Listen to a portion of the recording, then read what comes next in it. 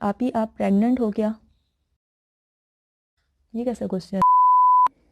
अस्सलाम वालेकुम, this is अक्स अस्सलाम वालेकुम, this is Aqsa Mahmood and अस्सलाम वालेकुम, अस्सलाम वालेकुम, दिस इज़ अक्सा महमूद।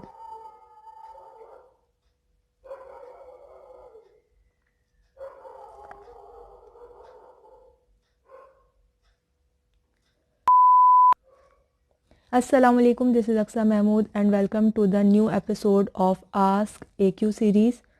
कुछ क्वेश्चंस मैंने निकाले हैं तो उनके आंसर मैं देती जाऊंगी। प्रोबेबली वीडियो थोड़ी लंबी हो जाए। काफ़ी दिन से आस्क AQ एपिसोड नहीं आई है चैनल पर और काफ़ी सारे क्वेश्चंस भी जमा हो गए हैं, तो वन बाय वन सबके आंसर देना स्टार्ट करते हैं। आसिफ सैयद का कमेंट है, अस्सलाम वालेकुम आपी, I have 3 years old daughter and now I am trying to conceive but I am unable to conceive. Please suggest something. I am trying since 5 months. ऐसा लगता है कि प्रेग्नेंट हो जाऊंगी बट फिर पीरियड्स आ जाते हैं, सो प्लीज़ सजेस्ट। और उसी के रिप्लाई में सना बाबर ने कहा है कि सेम प्रॉब्लम उनके साथ भी है। तो first of all trying to conceive पर भी मैंने वीडियो बनाई हुई है। आपको अपनी डाइट किस तरह से मेंटेन करनी है, इसके अलावा ओव्यूलेशन डेज कैसे ट्रैक करने हैं, इस पर भी एक वीडियो बनाई हुई है। सबके लिंक्स सबके थंबनेल में यहाँ पे शो कर दूँगी और डिस्क्रिप्शन में लिंक दे दूँगी। डिटेल के साथ मैंने बताया हुआ है उसके अंदर। इसके अलावा मैंने क्विक प्रेगनेंसी के आपको एक किस तरह से कंसीव कर सकती हैं उसके पोस्टर्स वगैरह भी मैंने डिटेल्स इन वीडियोस में शेयर किए हुए हैं। के बावजूद अगर आप कंसीव नहीं कर पा रही हैं, हो सकता है कि कोई मेडिकल इशू हो, मेडिकल इश्यूज़ भी अगर सारे क्लियर हैं, रिपोर्ट्स वगैरह सब नॉर्मल हैं, तो फिर दुआ ही हम कर सकते हैं। नमीरा शाहरुख कहती हैं, आप इंस्टाग्राम पर अल्ट्रासाउंड की पिक सेंड की है, प्लीज़ देख के बता दें प्लीज़। मैं बहुत परेशान हूँ, ससुराल से नहीं जा सकती, जब भी आपको बार बार मैसेज करती हूँ। नमीरा को मैंने काफ़ी दफ़ा इंस्टाग्राम पर भी मैसेज का आंसर दिया है, कमेंट्स में भी आंसर दिया है, उसके बावजूद उनका यही क्वेश्चन होता है। आंसर मेरा यही है कि अल्ट्रासाउंड की रिपोर्ट जब मैंने आप लोगों को मैंने ओपनली कहा हुआ है कि अल्ट्रासाउंड से जेंडर का पता नहीं चलता है जब तक कि उसमें मेंशन ना हो या डॉक्टर ना बता दे। इवन के जो डॉक्टर प्रिडिक्ट भी करता है वो भी समटाइम्स उसके अपोजिट भी हो सकता है। तो 100% ये बात भी मैंने काफ़ी दफ़ा कही हुई है कि 100% तो डॉक्टर भी नहीं बता सकते। तो आप लोग फिर अल्ट्रासाउंड रिपोर्ट्स मुझे क्यों सेंड कर रहे हैं? मैं कोई डॉक्टर नहीं हूँ, मैं कोई सोनोलॉजिस्ट नहीं हूँ। और जहाँ तक बात है कि आप परेशान हैं या ससुराल से नहीं जा सकती हैं, तो जब अल्ट्रासाउंड आपने करवाया होगा तब भी तो आप गई होंगी, आप उस वक्त पूछ लेती डॉक्टर से, या नेक्स्ट टाइम आप जब भी जाएंगी तो उस वक्त डॉक्टर से पूछ लीजिएगा कि अल्ट्रासाउंड में कोई प्रॉब्लम तो नहीं है। अगर आप मुझे सिर्फ इसीलिए पिक्चर सेंड कर रही हैं, मैसेज मुझे इसीलिए कर रही हैं कि आपको जेंडर पता करना है, तो आंसर मेरा हर बार यही है कि मुझे नहीं पता कि आपके अल्ट्रासाउंड में जेंडर क्या है, अब तक कि उस पर लिखा हुआ ना हो, या सोनोलॉजिस्ट बेहतर जानती होगी। नेक्स्ट कमेंट है, सिस्टर सलाम सिस्टर, मेरी वाइफ का पहले ऑपरेशन मेरी वाइफ का पहले ऑपरेशन को 2 साल हो चुके हैं। पता नहीं कौन सी उर्दू लिखते हैं। अब बेबी की पोजीशन सफेलिक की स्पेलिंग है और सब नॉर्मल है। अब बेबी नॉर्मल हो सकता है या ऑपरेशन से होगा? I am waiting for answer.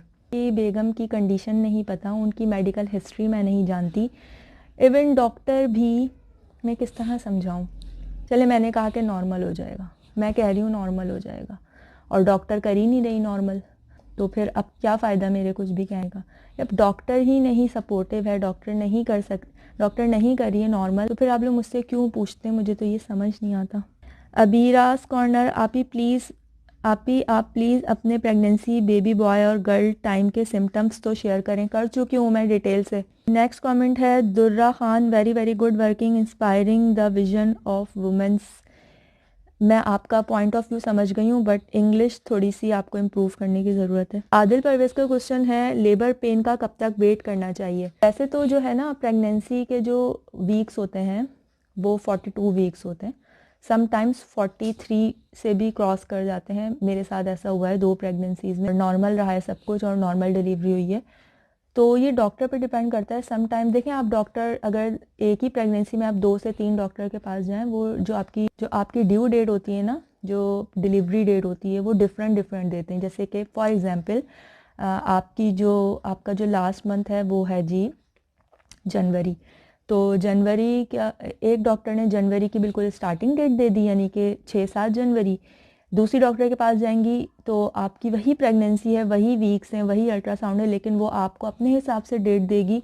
वो हो सकता है जनवरी के मिड में 15-16 दे दे, और कुछ डॉक्टर जो हैं वो जनवरी के लास्ट में आपको डेट दे दें। तो ये डॉक्टर अपने हिसाब से, यानी कि कुछ डॉक्टर्स चाहती हैं या कुछ डॉक्टर्स ये मानती हैं कि 37-38 वीक्स में डिलीवरी हो जाए, बस इससे ज़्यादा हम वेट नहीं करेंगे। कुछ डॉक्टर्स हैं वो 40 वीक्स तक वेट करती हैं या करवाती हैं, और कुछ डॉक्टर्स जो कि मेरी जिस तरह से डॉक्टर ने 42 वीक्स के बाद भी मुझे ये बोला था कि घर जाओ और वेट करो। तो ये डॉक्टर पर डिपेंड करता है, मतलब डॉक्टर कितना रिस्क ले सकती है। 42 वीक्स के बाद मैं परेशान नहीं हो रही थी, लेकिन डॉक्टर्स परेशान हो रही थी कि अभी तक डिलीवरी क्यों नहीं हो रही है, कि बस कल ही आ जाओ ऑपरेशन के लिए। बट मैं नहीं जाती थी। मेरी जो डॉक्टर थी जिससे मैंने 9 मंथ्स चेकअप करवाया, तो मैं उसी डॉक्टर के पास जाती थी। उसने 42 वीक्स के बाद भी मुझे वेट करने को बोला। यूजुअली 40 वीक्स मैक्सिमम ज़्यादातर डॉक्टर जो हैं वो कंसीडर करती हैं कि बस 40 वीक्स इनफ है। तो अब आप देख लें कि आपकी डॉक्टर आपको कितना वेट करने को बोलती है। होगा वही जो आपकी डॉक्टर चाहेगी। मेरे कहने से या आपके समझने से कुछ नहीं होगा, डॉक्टर के हाथ में होता है सब कुछ। नेक्स्ट कमेंट है जी शुमालिया अनवर का, आप प्रेग्नेंट हो क्या? ये कैसा क्वेश्चन है? नो। शहजादा मुस्कान, अस्सलाम वालेकुम अक्सा, मैं फ़र्स्ट टाइम मैसेज कर रही हूँ, मुझे ये बताएं कि मुझे अगर कुछ परचेज़ कर, अच्छा ये तो हरीम क्लॉजेट का क्वेश्चन आ गया, परचेज़ करना हो आपसे हरीम क्लॉथ्स के ज़रिए तो कैसे करूँ? तो हरीम क्लॉजेट जो मेरा चैनल है उस पर मैं हर वीडियो के डिस्क्रिप्शन में और हर वीडियो में हरीम क्लॉजेट का जो व्हाट्सएप बिजनेस नंबर है वो मैं ऐड कर देती हूँ। मैं यहाँ पर भी शो कर देती हूँ, जो नए सुनने वाले, नए देखने वाले, जिनको नहीं पता था अब तक, तो कुछ भी परचेज़ करना हो आप इस नंबर पर कांटेक्ट करें। ये मेरा नंबर है, इस मोबाइल से मैं कांटेक्ट करती हूँ, है वो सिम, इस मोबाइल में है वो नंबर, और मैं इसी मोबाइल से आप लोग को जवाब दूँगी। ये मेरे अंडर में है मोबाइल, तो आप लोग बेफिक्र रहें, बिल्कुल ईजी वे में आप मुझसे बात कर सकती हैं हरीम क्लॉजेट की परचेजिंग के हवाले से। अब यहाँ पर भी आप पर्सनल मैसेजिंग शुरू मत कर दीजिएगा। जो पर्सनल मैसेजेस हरीम क्लॉजेट पे आते हैं, मैं उन नंबर्स को 1-2 बार वार्न करके ब्लॉक कर देती हूँ, क्योंकि हर जगह अगर इसी तरह के क्वेश्चन आएंगे, मैंने सब कमेंट्स की प्लेसेस डिफरेंट रखी हैं। आप मुझे इंस्टाग्राम पर डायरेक्ट बात कर सकती हैं, अपनी प्रॉब्लम शेयर कर सकती हैं, या मैसेजिंग में वीडियो के कमेंट्स होते हैं, आप उसमें अपनी प्रॉब्लम शेयर कर सकती हैं, या वीडियो के हवाले से आपको कुछ भी कॉम्प्लीमेंट करना है तो आप वहाँ कर सकती हैं। बिजनेस इंक्वायरी के लिए आप ईमेल कर सकती हैं, और हरीम क्लॉजेट व्हाट्सएप नंबर पे आप हरीम क्लॉजेट के डिफरेंट आइटम परचेज कर सकती हैं। नेक्स्ट कमेंट है, अस्सलाम वालेकुम सिस्टर, मैं सेकंड बेबी के लिए प्लान कर रही हूँ, मेरी फर्स्ट बेबी 4 इयर्स की है, मुझे पीरियड्स के बाद कौन से डेज़ में बेबी के लिए ट्राई करना चाहिए, या पीरियड्स के बाद किसी भी दिनों में ट्राई कर सकते हैं, प्लीज़ बताइए। अच्छा, ये मुझे भी मेरी डॉक्टर ने सजेस्ट किया था मेरी फ़र्स्ट प्रेगनेंसी कंसीव करते वक्त। तो उन्होंने कहा था कि आप पीरियड्स के बाद जब आप गुस्ल कर लेंगी तो उसके बाद आप रेगुलर डेज़ में या ऑल्टरनेट डेज़ में आप ट्राई कर सकती हैं। लेकिन आप अगर वो नहीं करना चाहती हैं, या सर्दियां हैं और गुस्ल रोज़ाना हम नहीं कर सकते हैं अगर, तो आप ओवुलेशन डेज़ अपने ट्रैक करें और उसमें आप ट्राई कर सकती हैं। अच्छा, ओवुलेशन किट जो है वो मैं मंगवाना चाह रही थी, ओवुलेशन डेज किस तरह से ट्रैक किए जाते हैं, तो वो मुझे अभी तक नहीं मिल रही है। जैसी वो मिलेगी तो मैं इंशाल्लाह उस पर वीडियो बनाऊंगी। आप नॉर्मली किस तरह से ट्रैक कर सकती हैं, आपके अगर 30 डेज़ की साइकिल है, पीरियड्स जिस दिन स्टार्ट हुए हैं उस दिन से लेके 15 दिन, यानी कि 1 हफ्ते आपके पीरियड्स आएंगे, उसके बाद 1 हफ्ता, यानी कि गुस्ल के बाद 1 हफ्ते बाद आप ट्राई करें। वो इंशाल्लाह आपके ओवुलेशन डेज़ में भी हो सकते हैं। अगर आपकी 30 डेज़ की साइकिल है तो सिंपली आप पीरियड्स एंड होने के बाद 1 हफ्ते बाद ट्राई कर सकती हैं। नेक्स्ट कमेंट है, क्या मैं 3 बार नॉर्मल के लिए ट्राई करूं और कितना गैप करूं? मेरे पहले 2 ऑपरेशन हो गए हैं और अब मैं क्या करूं कि नॉर्मल डिलीवरी हो जाए, प्लीज़ गाइड आप ही। मैंने इनको रिप्लाई भी किया हुआ है, अच्छी डॉक्टर तलाश करें। वही मेन पॉइंट कि डॉक्टर आजकल एक सी सेक्शन के बाद नॉर्मल नहीं कर रहे होते हैं। यहाँ पे आपके 2 ऑपरेशन हो गए हैं, तो मैं आपको कुछ भी सजेस्ट नहीं करूँगी।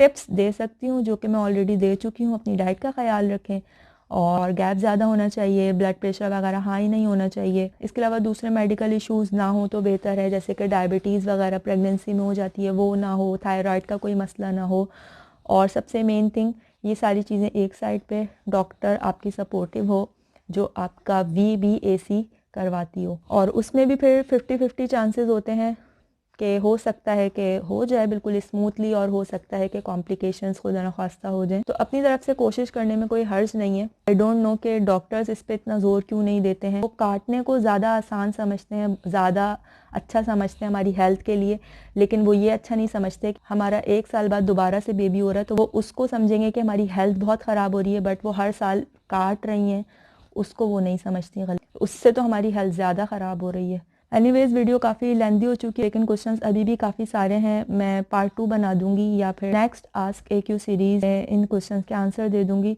अभी तक के लिए इतना ही। अल्लाह हाफ़िज़।